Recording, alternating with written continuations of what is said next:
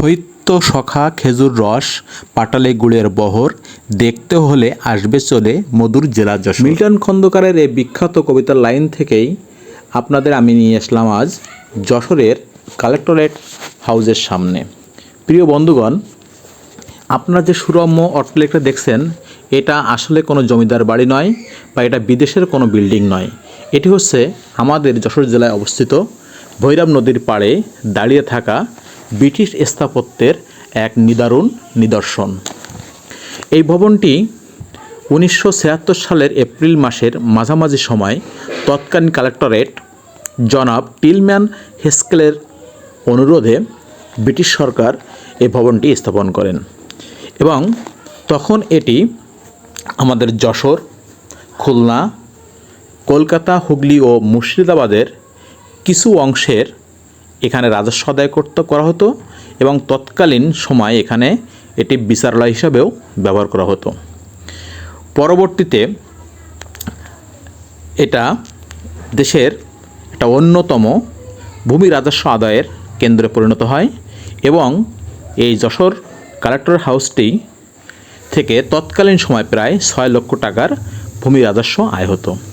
এর পরবর্তী বাংলাদেশ স্বাধীন হওয়ার পরে এটা যশোর জেলার জেলা প্রশাসক সাহেবের প্রধান কার্যালয় হিসাবে প্রতিষ্ঠিত হয় এবং এখানে জেলার প্রধান ভূমি অফিস হিসেবে এটি কিন্তু প্রায় 100 বছর এর কার্যক্রম পরিচালনা করেছে।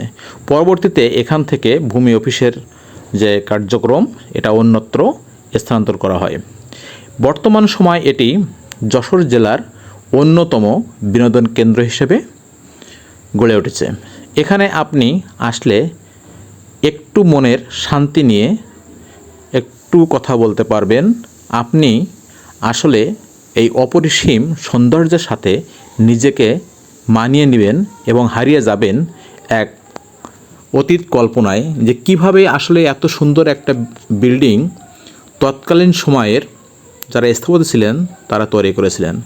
দেখুন বন্ধুরা, আমি আপনাদের নিয়ে চলেছি ভবনের নিচতলা দিয়ে এবং আমি যখন এসেছিলাম এখানে তখন প্রচণ্ড দুপুরের তাপ, তা সত্ত্বেও এই ভবনের নিচে বিন্দুমাত্র তাপ অনুভূত হয়নি, বরং কেমন যেন একটা শীতলতার পরশ চারিদিক থেকে বুলিয়ে আসছিল বা বুলিয়ে দিচ্ছিল। ধীরে ধীরে ধীরে ধীরে আমি আপনাদের এই ভবনটার নিচতলাতে কিন্তু আপনাদের দেখাচ্ছি এবং এটা কিন্তু একটা সাইড। তাহলে আপনারা বুঝুন বন্ধুগণ, এটা কত বড় বিল্ডিং যে আমি একটা সাইড কভার করছি, শুধুমাত্র আমি অন্য সাইডটায় এখনও যেতে পারিনি। আমি আস্তে আস্তে দোতলায় ওঠার চেষ্টা করলাম, অবশ্য এটা তালা দেওয়া ছিল।